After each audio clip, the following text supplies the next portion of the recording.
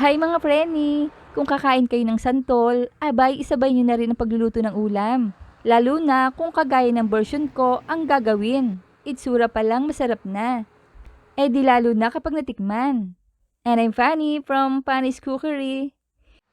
Hilaw ko itong binili pero ang bilis mahinog ha. Gamit tayo ng gloves kasi madagta pa ito.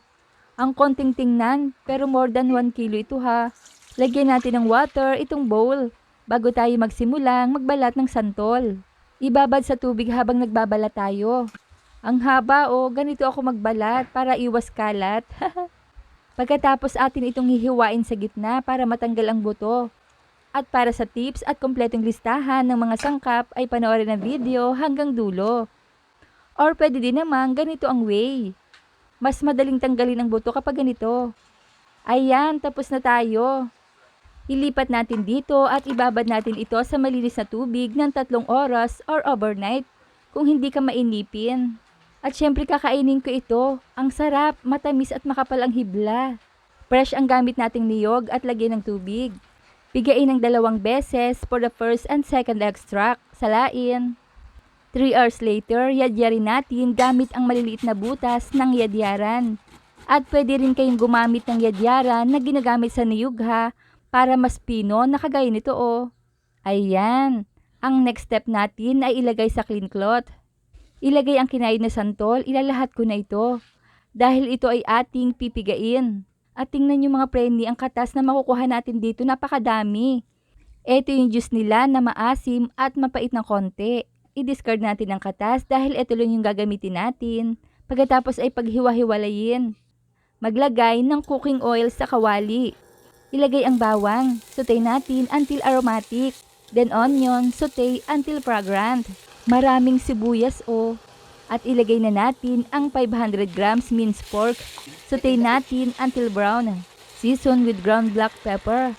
Haluin at lagyan ng asin pampalasa. Then maglagay din tayo ng pork cube para mas malinamnam pa ang ating sabaw. Lusawin natin. Then saute for 2 minutes until absorb. Add na natin ang santol at i-press down natin para kumalat. At para makita nyo rin ang tamang sukat na gagamitin natin ay tatakalin natin ito. Para may idea kayo sakaling gagawin nyo rin. Haluin muna. Ayan, bali 5 cups of coconut milk ito, second extract. Stir well to combine. Then cover natin and simmer for 20 minutes, medium heat. Stir occasionally. At yung gagamitin nating pangpalasa, ang bagoong anchovy. Pwede din kayong gumamit ng alamangha. Mas nasasarapan kasi ako kapag bagoong isda ang aking ginagamit, lalo na kung boneless. Lagyan ng red chilies, depende sa taste. At ibuhos na natin ang coconut milk, first extract, malamig ito. Maganda kasi pinapalamig muna natin yung gata. Then haluin nating mabuti at isimmer natin for 30 minutes. Set on low heat. 30 minutes later, ayan, nagmamantika na at ang bango mga preni ha. Haluin muna natin sa kalagyan ng ceiling green for extra bango. Then isimmer natin until it thickens. Yun talagang humihiwalay na ang oil na galing mismo sa gata ng niyog. Ayan, turn off the heat. Pakita ko sa inyo yung langis Yung ganito yung masarap at matagal mapanis. Dapat lutong-luto yung gata. Palamigin.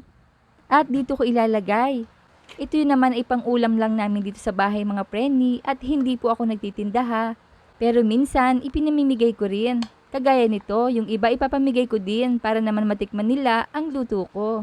At kung nakaabot kayo sa punto ng bidyong ito ay mga tagasa naman kaya ang nakapanood ng video kong ito.